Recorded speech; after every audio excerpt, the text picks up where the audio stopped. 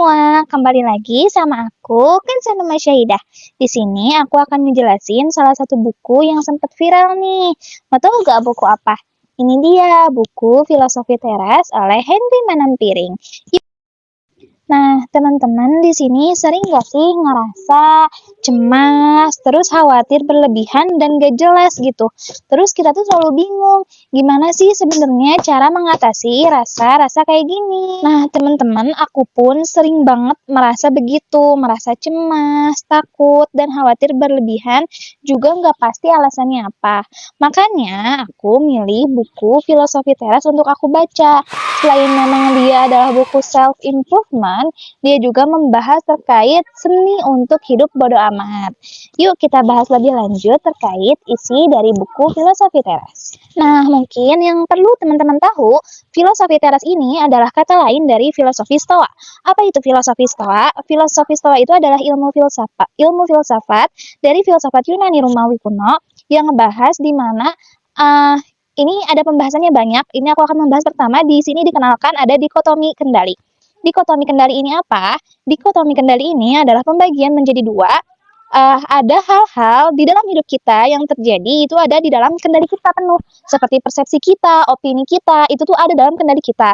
Terus, hal yang keduanya ini adalah hal-hal yang berada di luar kendali kita. Kayak persepsi orang lain, opini orang lain, dan sebagai berbagai macamnya gitu. Nah, dibagi menjadi dua.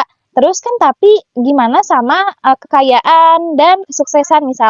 Kan itu pun ada sebagian yang dari usaha kita sebenarnya. Gak sepenuhnya di luar kendali kita. Kita pun masih ada upaya untuk mengusahakan hal itu gitu. Makanya di filosofi teras ini dari dikotomi kendali diubah lagi menjadi trikotomi kendali.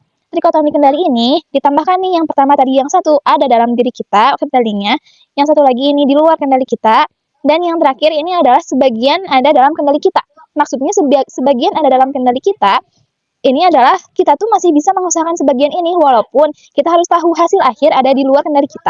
Tapi kita udah mengusahakan apa yang bisa kita usahakan. Kayak gitu teman-teman. Terus di filosofi Stoa ini dibahas tentang memperkuat mental dengan cara mengubah nih persepsi dan interpretasi kita terhadap kehidupan. Contohnya gimana? Jadi misal ya, kita tuh dalam suatu waktu terjebak macet nih. Yang biasa kita lakukan apa? Interpretasi otomatis yang ada dalam otak kita adalah ih macet, ih sial banget hari ini, ih apes banget, kayak gitu kan. Nah, di filosofi teras ini diajarkan untuk sebenarnya yang mempengaruhi kebahagiaan kita adalah persepsi kita sendiri. Coba kalau misalnya kita berhenti dulu memikirkan hal-hal negatif gitu. Ketika macet kita mikirnya, oh, alhamdulillah aku jadi punya waktu untuk bisa baca e-book dari dosen, terus aku juga bisa belajar di jalan, jadi dijadikan macet ini tuh jadi kelas kalian gitu. Nah, itu kan persepsi. Dari situ kan kalian nggak akan sekesel ketika kalian persepsinya uh, apes gitu. Kalau telat itu apes. Nah, kayak gitu. Ini yang dimaksud dengan pengendalian, interpretasi, dan persepsi. Tapi kan susah gitu ketika otak kita sudah otomatis. Biasanya kan otomatis kayak, ih macet gitu kan. Kayak gitu.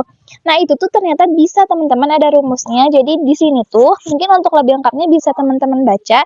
Tapi yang dari aku pahami dari buku ini, dia juga mengajarkan kita untuk ada langkah-langkahnya, step by stepnya. Kayak kita stop dulu ketika pikiran otomatis itu datang, kita boleh stop dulu.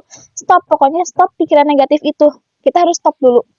Dari situ baru kita bisa berpikir, mengelola, dan akhirnya muncullah tadi persepsi yang positif. Nah, teman-teman, di buku ini pun tidak membahas tentang hal-hal yang ada dalam kendali kita sendiri gitu. Tapi di sini juga ada nih salah satunya adalah gimana kalau misalnya kita hidup di tengah-tengah orang yang menyebalkan gitu. Kan banyak ya kita tuh merasa kayak ya Allah ini nyebelin banget orang ini gitu. Kenapa banyak orang-orang menyebalkan dalam hidup kita? Nah, perlu teman-teman sadari dari filosofi Stoa, sebenarnya kita pun dalam kehidupan orang lain bisa jadi sosok yang menyebalkan itu gitu. Dan manusia pun tidak luput gitu dari hal-hal menyebalkan ini gitu. Nah, yang harus teman-teman pahami menurut filosofi Stoa, di sini Henry Manampiring menuliskan bahwa sebenarnya orang-orang yang menurut kita menyebalkan gitu ya, pertama bisa jadi mereka belum tahu Bisa jadi mereka emang nggak tahu kalau hal-hal itu menyakitkan gitu. Bisa jadi mereka tuh nggak tahu kalau itu tuh di mata kita bisa menyebalkan. Itu yang pertama. Terus kedua, seharusnya orang-orang yang menyebalkan dalam hidup kita ini nggak nggak harus buat kita kesel. Justru mereka ini harus dikasihani teman-teman sama kita. Karena mereka ini cacat dalam artian emosional. Jadi harusnya kita kasihan kayak ih sebenarnya dia punya masalah hidup apa ya sampai bisa segininya sama aku. Jadi kita kasihanin aja lah gitu. Terus yang ketiga adalah bawa santai. Pokoknya dari yang aku baca dari filosofi teras, buku ini tuh mengajarkan kita untuk ya enjoy aja lah, tapi bukan berarti pasrah ya. Pembahasan terkait gimana cara kita menghadapi musibah, menghadapi kesusahan, dan menghadapi bukan dan tentang kematian gitu. Di sini pun sampai dibahas sampai sedetail itu. Makanya kenapa aku ini merekomendasikan buku ini kepada teman-teman yang mungkin merasa khawatir kepada hal-hal yang mengganggu gitu sampai ke keseharian teman-teman. Makanya ini direkomendasikan. Nih contohnya, dalam menghadapi musibah atau kesusahan, ini tuh akan dibalikan lagi kepada persepsi tadi dan dikotomi kendali. Kita harus selalu ingat di sini tuh diingetin terus kalau ya emang ada hal-hal yang di luar kendali kita dan itu nggak apa-apa. Jadikan musibah dan kesusahan ini tuh persepsinya adalah oh ini adalah tempat kita untuk belajar. Oh lewat ini aku akan lebih kuat lagi. Kayak gitu. Terus selanjutnya di sini juga ada ini tentang kematian. Tentang kematian tuh mungkin teman-teman di sini sering kali bahkan aku pun gitu ya. Salah satu ketakutan yang aku takuti adalah kematian gitu. Baik kematian dari orang-orang sekitar ataupun kematian aku sendiri. Tapi ternyata dari buku ini dijelaskan bahwa sebenarnya orang-orang yang takut mati itu bukan karena dia takut sama kematian itu sendiri, tapi dia emang takut sama pemikiran dia sendiri. Dia memikirkan mati itu sendiri gitu, mati itu serem, iya dan hal-hal sebagainya gitu. Padahal harus kita ingat gitu, orang-orang sebelum kita aja selalu berharap ketika mereka mati, mereka diingat oleh bawahan mereka gitu, oleh orang-orang yang masih hidup. Padahal mereka lupa gitu, kalau orang-orang yang masih hidup yang mereka harapkan untuk ingat gitu, akan mati juga gitu teman-teman.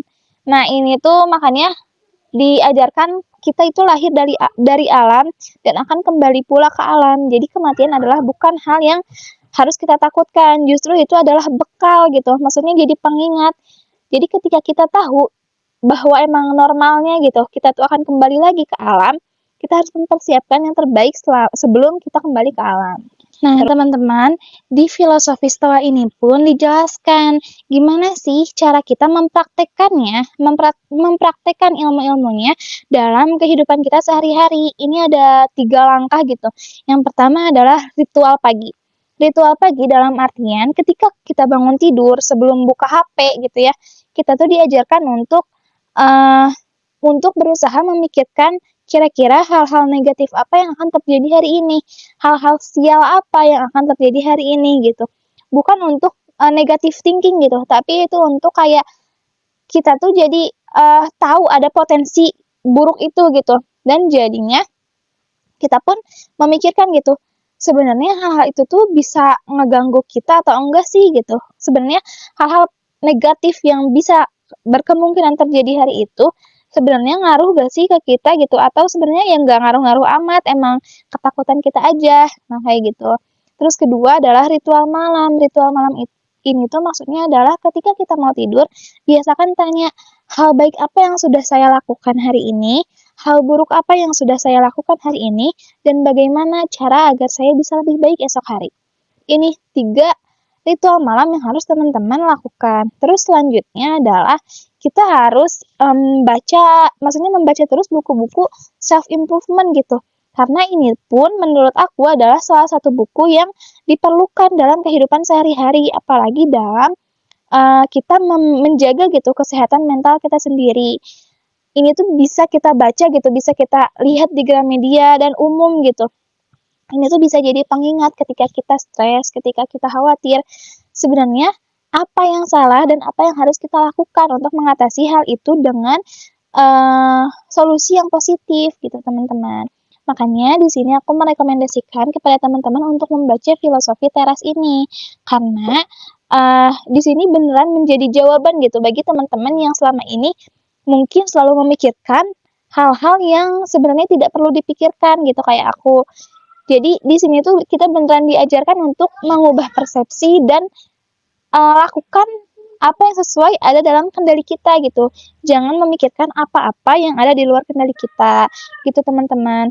Terus di buku ini pun menarik gitu karena di setiap bahasanya dia itu enggak formal banget gitu, enggak yang membosankan menurut aku. Karena di sini kan ada ilustratornya juga ya. Ada apa ya, gambar-gambar gitu kayak ini contohnya aku lihat ya. Aku lihatin tuh. Ada kayak gambarnya, animasinya kayak gini. Nah, ini tuh bikin kan nggak boring gitu. Dan pembahasannya yang ditulis sama Pak Henry Manampiring ini tuh santai dan nggak berat gitu. Kan biasanya kayak, aduh filsafat. Ini kan termasuk ilmu filsafat ya. Aduh takut berat bahasannya gitu. Tapi nggak, di buku Filosofi Teras ini dibahasnya itu ringkas dan ringan gitu, pakai bahasa gaul dan bahasa kita sehari-hari. Makanya ini mudah banget untuk dipahami. Dan di sini pun aku sukanya itu adalah sering banget dicantumkan quotes-quotes gitu dari filsafat-filsafat terdahulu gitu. Apalagi yang mengajarkan tentang filsafat Stoa. Terus iya nih, tuh kayak contohnya kayak banyak banget kata-kata yang ini tuh eh pertama untuk reminder ke kita, terus ini tuh lucu gitu buat difoto di Instagram gitu atau di-share lagi untuk teman-teman kita karena quotes tuh sebenarnya pendek, tapi maknanya tuh kan banyak gitu teman-teman. Jadi ini aku merekomendasikan kalian untuk membaca buku Filosofi Teras. Dia juga tebalnya nggak yang setebal itu gitu. Ini masih bisa dibaca sama kalian di waktu-waktu luang. Oke teman-teman, mungkin segitu aja ya review aku tentang buku Filosofi Teras. Semoga teman-teman tertarik untuk membaca Filosofi Teras untuk mengatasi segala masalah kehidupan teman-teman yang lagi dialami. Terima kasih udah nonton. Wassalamualaikum warahmatullahi wabarakatuh.